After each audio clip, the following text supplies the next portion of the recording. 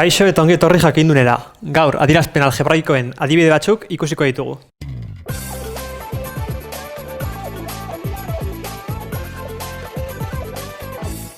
Kanalean beste bideo batzuk dituzue azaltzen dena adierazpen algebraikoak zer dien eta nola erabiltzen diren.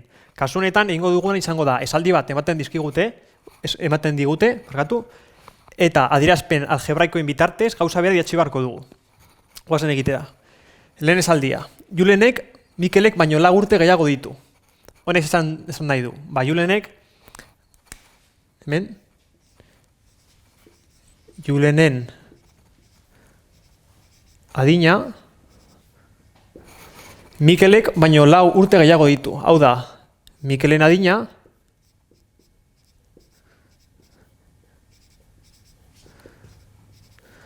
gehi 4 izango litzateke. Hau da, hemen jartzen dugu Mikelek duen adina, temagun 27, eta hemen zenbat gehiago dauko, gehi 4. 27 gehi 4, 31 izango litzateke.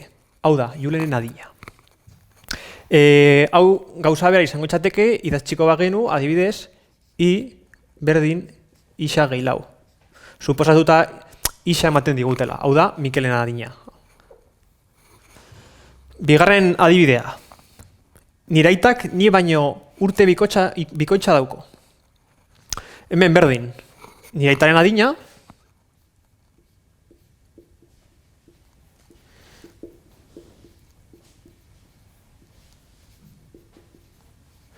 Izango litzateke nire adina bider bikoitza.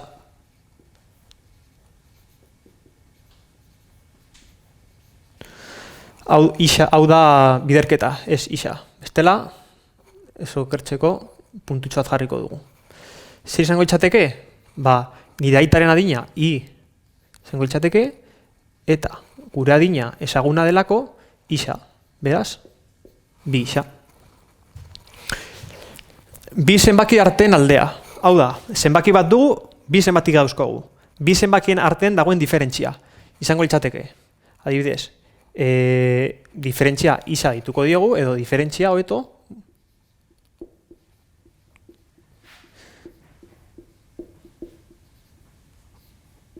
Izango litzateke bi zenbaki, demagun A zenbakia, ken B zenbakia. Hau da, diferentzia bi zenbakien artean dagoen aldea. Karratu baten azalera. Hauren da baizi, jakin behar dugu, karratu bat, forma hau, daukola ez, karratu bat. Eta beraldea izan bida, A, eta A. Berazalera, altuera, bidera oinarria. Karratu bat denez, aldea, bide aldea, berdinak dialako. Hau da, azalera, izango litzateke, A, bider, A. Hau, berreketen propietateak ikusiko bazen dituzte, beste bideo bat dagoela kanalean, izango litzateke A, berbi. Errepikatzen delako. Hurrengo adibidea, zenbaki bat, ken bere hirukoitza. Hau da, zenbaki bat izango genuke, I adibidez, eta izango litzateke. Zenbaki hori, ken, zenbaki hori, hirukoitza. Hau da, isa da zenbakia, ken 3 aldiz zenbaki bera. Zenbaki bat, ken bere hirukoitza. Hau izango litzateke bere hirukoitza. Eta azken adibidea. Erosketak egiterakoan, 5 euroko deskontua egiten digute erosketa egiterakoan. Orduan izango litzateke. Azkeneko kontua,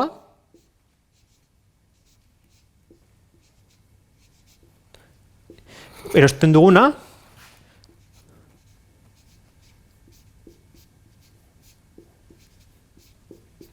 ken 5 euro.